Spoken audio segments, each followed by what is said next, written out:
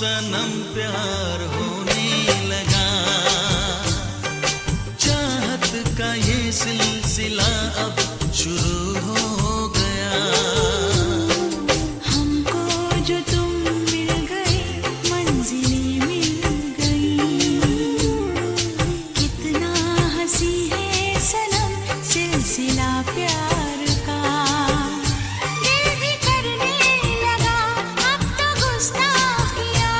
कुछ पता ना चला कुछ खबर ना हुई। कैसे पढ़ने लगी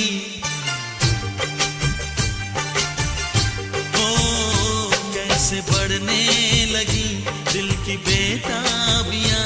कुछ पता ना चला कुछ खबर ना